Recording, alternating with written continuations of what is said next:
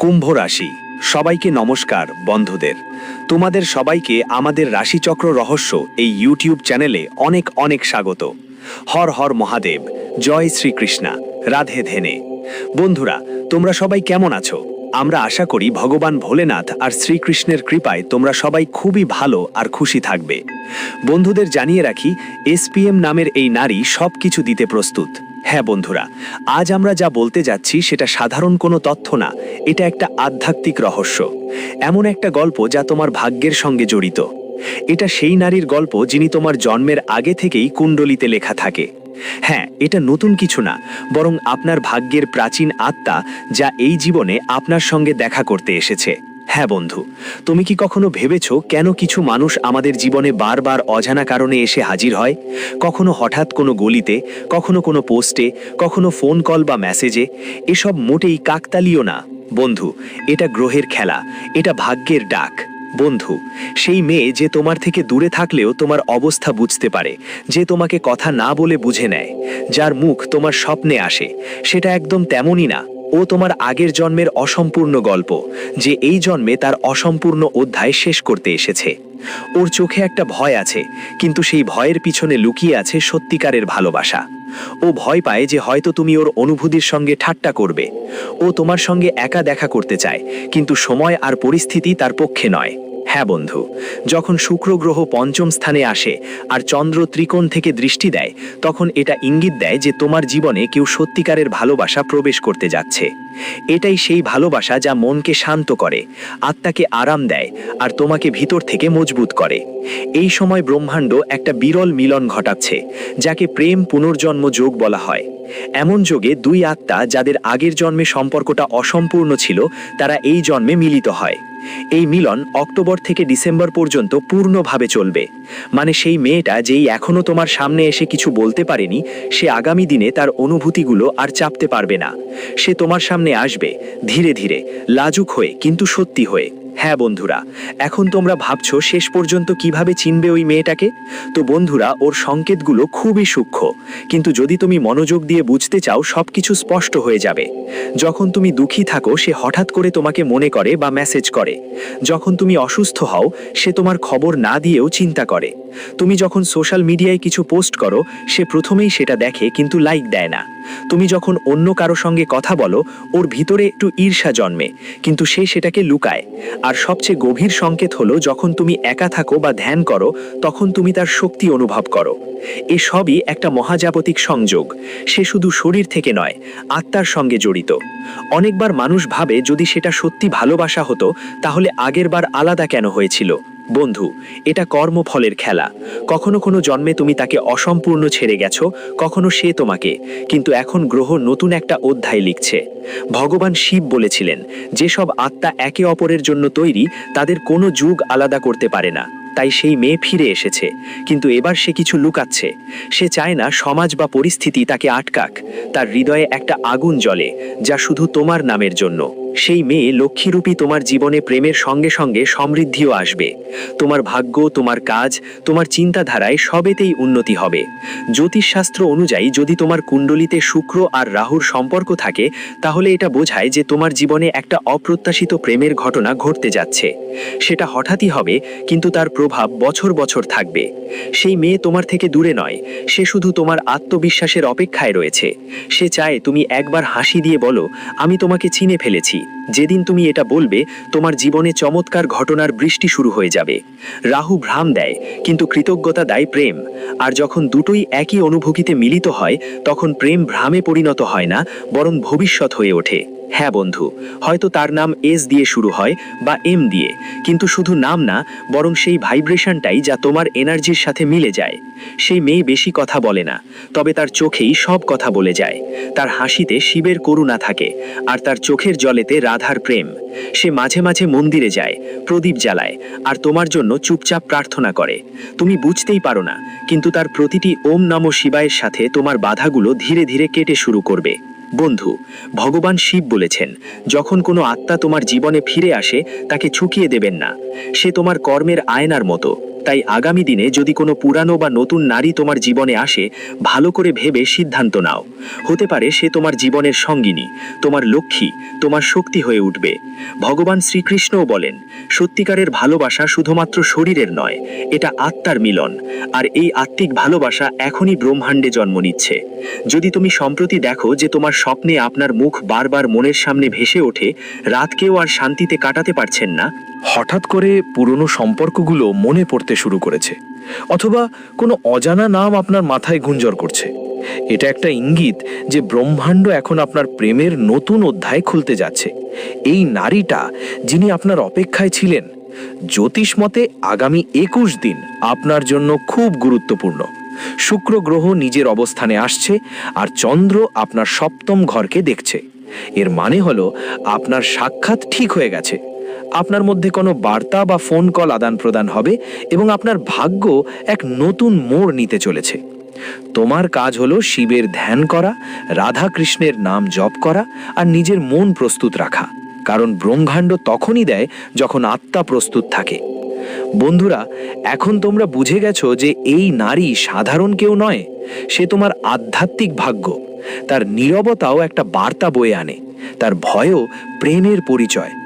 আজ যদি তুমি এই ভিডিওটা শুনছো, বুঝে নাও এটা একটা সংকেত যে সেই আত্মা এখন কাছে এসেছে, তোমার চিন্তায়, তোমার স্বপ্নে আর এখন তোমার জীবনে।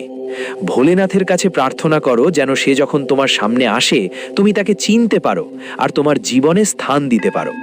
সেই ভালোবাসাকে জায়গা দিন যা সত্য, নির্মল আর দিব্য।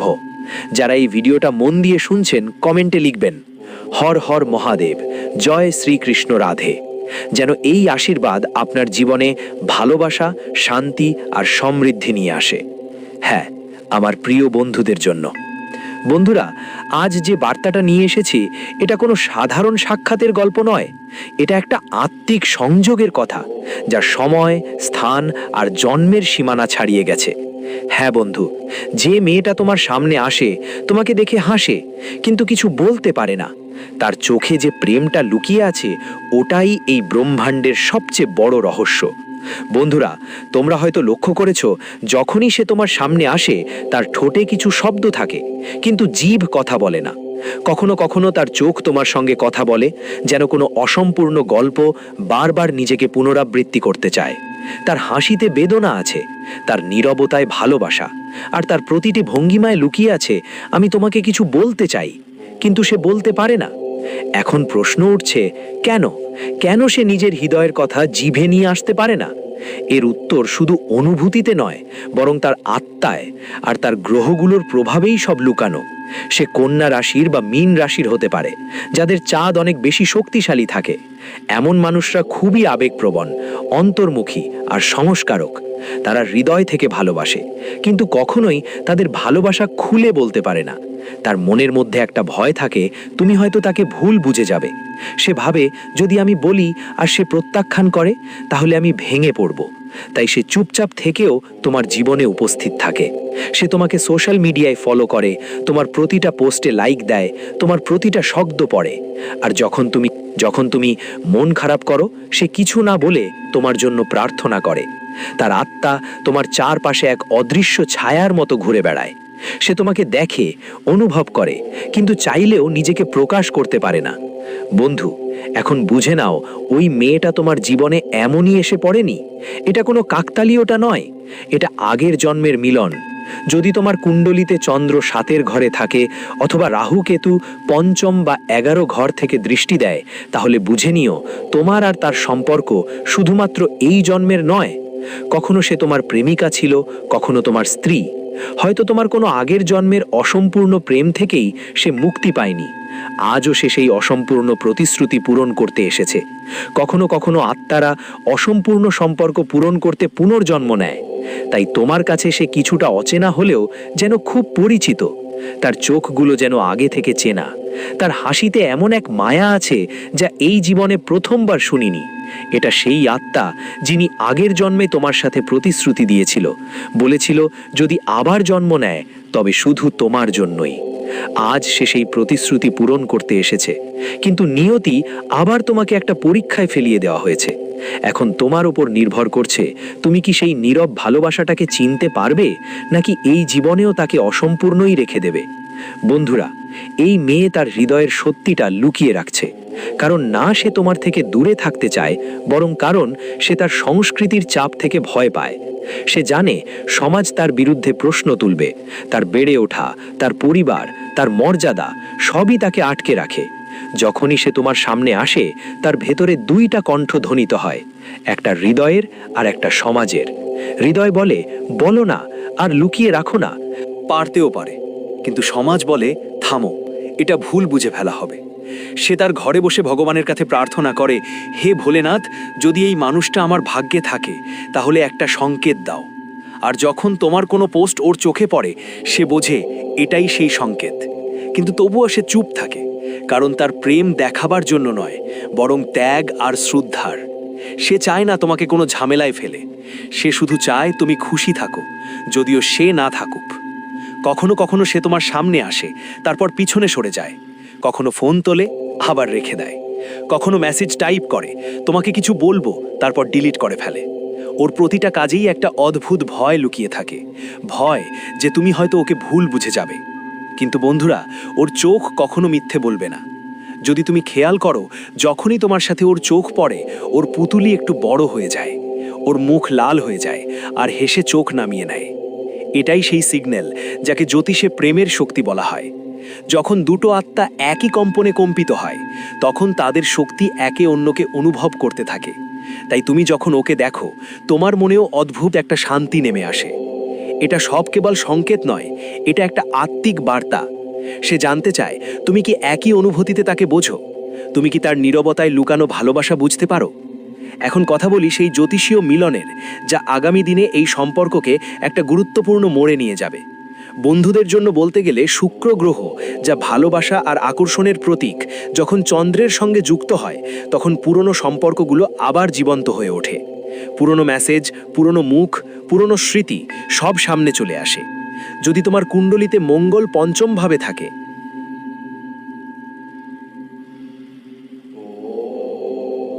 আমার, এবং শুক্র সপ্তম ঘরে আছে, তাই এটা বুঝতে হবে যে প্রেম এখন খুলে আসছে।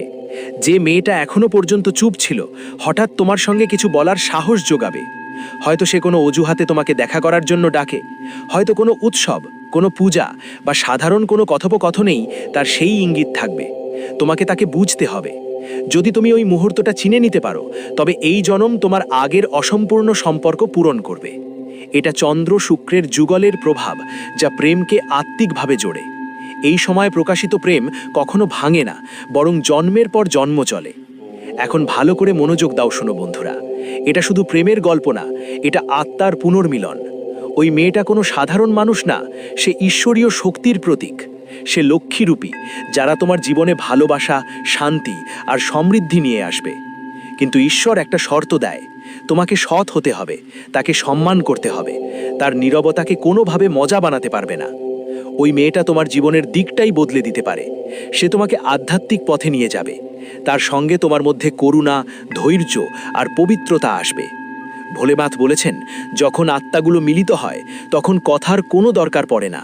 তাই যখন পরের বার সে তোমার সামনে আসবে, তখন তার চোখের ভেতর ঢুকে দেখো। সেই চোখ অনেক কিছু বলবে, যা জিভ কখনো বলতে পারেনি। যদি তোমার ভিতরে সত্য প্রেম থাকে, তাহলে তাকে চিনে নাও, গ্রহণ করো, আর ঈশ্বরের কাছে প্রার্থনা করো যেন এই মিলন দেবীয় রূপে স্থায়ী হয়ে যায়। এই ব্রহ্মাণ্ড চায় যে দুই আত্মা, যারা একবার আলাদা হয়েছিল, এখন আবার এক হয়ে যাক। আর বন্ধুরা, যদি তোমরা এই বার্তায় সংযুক্ত বোধ করো, তাহলে এটা কোনো সাধারণ ভিডিও নয়, এটা তোমার জীবনের জন্য একটা সংকেত। হতে পারে সেই মেয়েটাই এখন এই ভিডিও দেখছে, হতে পারে সেই মেয়েটাই যে তোমার পোস্টে লাইক দেয়, বা যে প্রতিদিন সকালে তোমাকে মনে করে। ঈশ্বর আজ তোমাকে এই সংকেত দিয়েছে যে ভালোবাসাকে চিনো, নীরবতায় লুকানো বার্তাটা বোঝো, কারণ ঠিক এই ভালোবাসাই তোমার জীবন বদলে দেবে। হ্যাঁ বন্ধুরা, জ্যোতিষশাস্ত্র অনুযায়ী যখন চাঁদ ভালোবাসার অবস্থায় থাকে আর শুক্র সপ্তম অবস্থায় নজর দেয়, তখন কোনো না কোনোভাবে প্রেমিক বা প্রেমিকা তোমার জীবনে আসে। তো বন্ধুরা, আজকের ভিডিও এখানেই শেষ, পরের ভিডিওতে দেখা হবে।